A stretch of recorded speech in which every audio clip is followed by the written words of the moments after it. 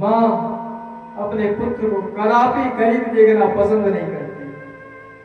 आज माँ ने महर्षि कश्यप को चरण पकड़ के कहने लगी, हे स्वामी, अब आप ही कुछ कीजिए, क्योंकि आपके पास वह सामर्थ्य है, जो आपके अंदर इतना तपस्या, इतना बल है, जो आप चींटी के हाथ में पूरा पृथ्वी को थाम सकते हैं। इतना आपके पास तपस्या का बल है, आप कुछ कीजिए ना। अब मेरे पुत्र को ऐसा मैं देखना पसंद नहीं कर सकता। और एक बात को याद रखो ना, यहां पर कितना भी बड़ा महर्षि कश्यप ने कहा, हे देवी, ऐसे में किसी को फल किसी को नहीं दे सकता है। तो मेरे पास अब कुछ नहीं बचा, सिर्फ भगवान का भजन के बाद जो राज्य अर्थात जितना भी संपत्ति था, प्रॉपर्टी था, सब मैं अपने पुत्र को नाम क्यों कर दिया, परंतु अब मेरे पास कुछ भी नहीं है। अब क्या किया जाए? बोले, देवी, अब मैं कुछ भी नहीं कर सकता। रोने लगे, स्वामी अब आप ही कुछ कीजिए, आपके सिवा अब कौन क्या कर सकता है। महर्षि कश्यप ने कहा, देवी, इसका बस एक ही उपाय है, और वह उपाय बहुत ही कठिन है। क्या? बोले, इसके लिए तुम्हें पयोव्रत करना पड़ेगा। क्या नाम है? पयोव्रत, जो लगभग 24 घंटे तक, एकादशी से लेकर द्वादशी तक एक आसन पर बैठ करके एक क्षण के लिए ध्यान इधर उधर नहीं होना चाहिए। और ऐसा तुम व्रत करो, तब जाकर शायद भगवान श्रीमद नारायण ही निकाल सकते। ऐसा कह करके महर्षि वहां से चले गए।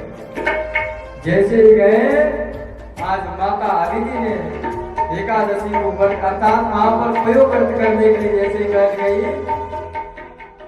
24 घंटे तक बैठते बैठते बोले, रात्रि के समय भगवान ने वहां पर प्रकट हो गए। भगवान ने कहा, हे मां, आपने इतना कठिन व्रत क्यों किया? आखिर क्या कारण है? क्या यह आप हमें बता सकते हो? मां ने कहा, हे प्रभु, मैं चाहता हूं कि मेरे पुत्र जो गरीब हो चुके हैं, वह पूरा राजा हो गया। राज्य ऐसा दे दो कि वह कभी डिगे ना। भगवान ने कहा, मां, ऐसा मैं किसी का फल किसी को नहीं दे सकता, किसी को नहीं दे सकता। कहते हैं माता आदित्य ने लगभग 7 वर्षों तक पयोव्रत किए। भगवान ने कहा, जाओ, मैं आपके ही घर में आपका ही बालक बन करके आऊंगा, और मैं अपने बड़े भाई को उद्धार करूंगा। मैं अपने बालक अर्थात मैं 7 वर्ष के बालक के रूप में आऊंगा और अपने बालक को अपने भाइयों को उद्धार करूंगा। बोले प्रेम से भगत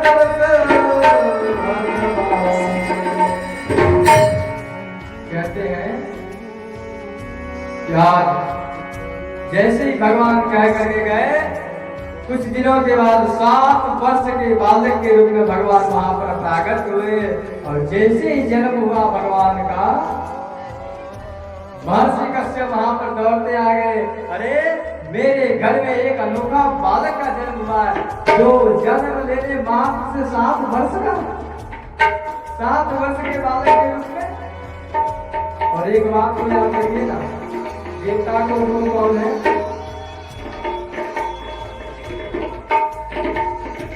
महर्षि ने आज बृहस्पति देव को बुलाए और अपने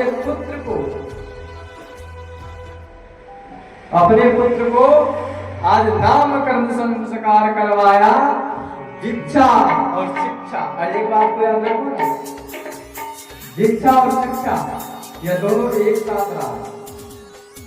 दीक्षा क्या? कान में गुरुमत, उसके बाद शिक्षा। कहते हैं कि जैसे ही बृहस्पति देव को बुलाए, आज बृहस्पति देव ने कार्य गुरु मंत्र दे दिया और यज्ञोपवीत कर दिया।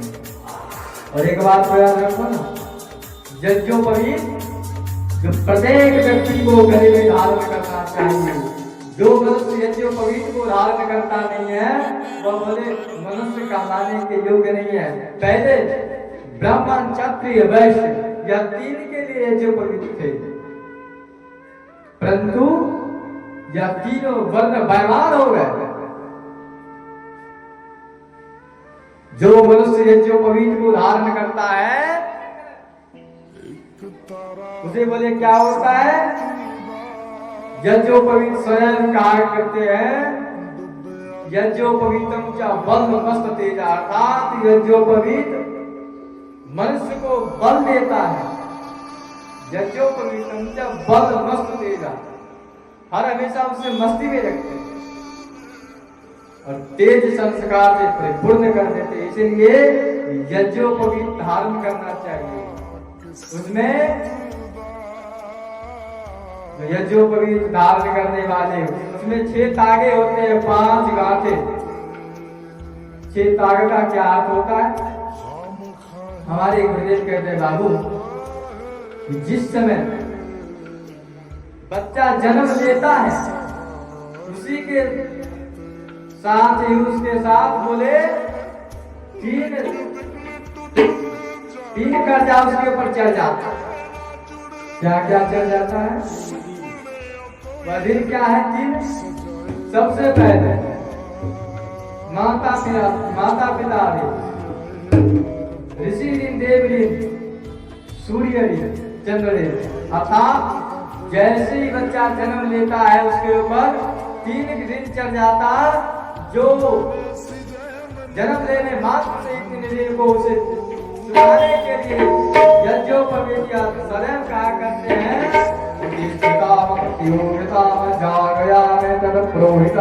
संसार के रहनुमा। उठो उठो उठो, जागो जागो जागो जागो, जगाने आ गया। कौन जगाने आ गया? अभी तो महीने में जगाने के लिए अभी क्या कर सकते हैं। हमारे गुरुदेव कहते हैं बाबू सभी को जगाओ, धर्म के प्रति जगाओ और गाय बोलो यज्ञोपवीत सदैव उठाया करते। उठो, अरे जागो जागो, जिसके ऊपर कर्जा है वह कभी सो सकता नहीं है।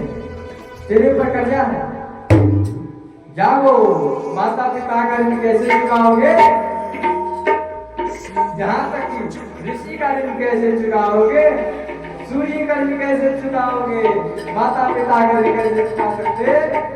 हमारे गुरुदेव कहते हैं बाबू यह बात सबको अपने माता पिता के सामने बैठकर कहना चाहिए। भगवान के मंदिर में जाकर यही बोलो। क्या क्या बोलो?